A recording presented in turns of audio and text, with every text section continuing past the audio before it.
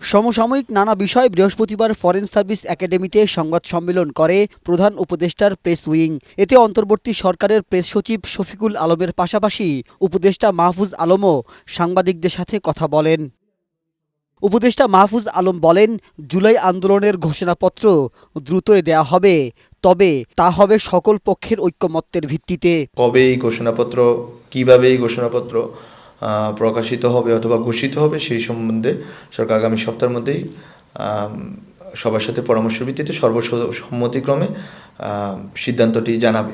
আমরা গভর্নমেন্ট নিজে বানাইয়া কোনো প্রক্লেমেশন আমরা দিচ্ছি না, বরং সবার ঐকমত্যের ভিত্তিতে শিক্ষার্থীদের প্রস্তাবনা এবং সবার ঐকমত্য এই ভিত্তিতে প্রস্তাবনাটি যাবে, ঘোষণাপত্রটি প্রণীত হবে এবং ঘোষিত হবে। স্থানীয় সরকার নির্বাচনের বিষয়ে মাহফুজ আলম বলেন, রাজনৈতিক দলগুলোর সাথে আলোচনা করে এ বিষয়ে সিদ্ধান্ত নেবে সরকার। প্রশাসক দিয়ে আমরা জনগণের কাছে সেবা পৌঁছাতে পারবো কিনা এই বিষয়ে যেহেতু আমাদের সংশয় তৈরি হয়েছে, এবং আসলে আপনি যদি সিটি কর্পোরেশনের দিকে তাকান বা স্থানীয় ইউনিয়ন পরিষদগুলোর দিকে তাকান, অনেক সরকারি সেবা যেটা জনগণ পাচ্ছে না।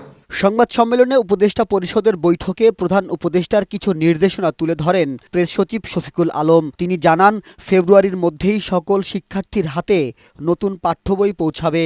পাঠ্যপুস্তক আগামী মাসের মধ্যে সবাই হাতে পাবেন, সবার হাতে। আগের গভর্নমেন্টে ওনারা পাঠ্যপুস্তক উৎসব করতেন ওই একদিনের জন্য, দেখাতে চেতেন যে না পাঠ্যপুস্তকটা সবাই জানুয়ারির 1 তারিখেই পাচ্ছেন।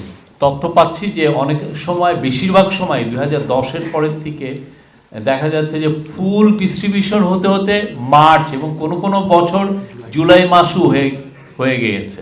অন্তর্বর্তী সরকার দায়িত্ব নেয়ার পর মাজার ও কাওয়ালি আয়োজনে হামলাগুলোর বিষয়ে ব্যবস্থা নেয়ার কথাও জানানো হয় সংবাদ সম্মেলনে।